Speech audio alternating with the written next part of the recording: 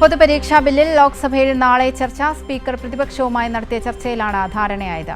വിവരങ്ങളുമായി വിഷ്ണു കൂടി ചേരുന്നുണ്ട്. വിഷ്ണു, ഇന്നും പ്രതിപക്ഷ പ്രതിഷേധത്തെ തുടർന്ന് ബില്ല് ചർച്ചയ്ക്കെടുത്തില്ല. ഇപ്പോൾ നാളെ ബില്ല് ലോക്സഭയിൽ ചർച്ചയ്ക്കെടുക്കും. ഈ പ്രതിപക്ഷവുമായി നടത്തിയ ചർച്ചയിലാണ് ധാരണയായിട്ടുള്ളത്. എന്താണ് വിവരങ്ങൾ?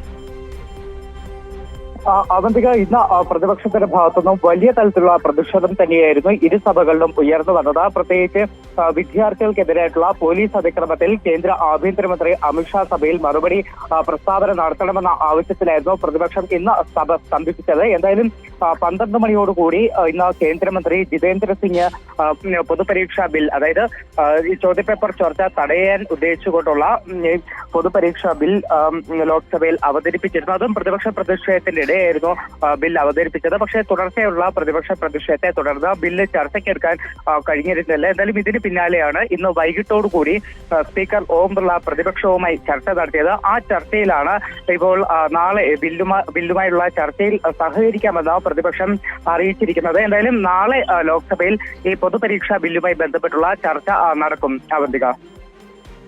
ശരി, വിഷ്ണുവാണ് വിവരങ്ങൾ നൽകിയത്.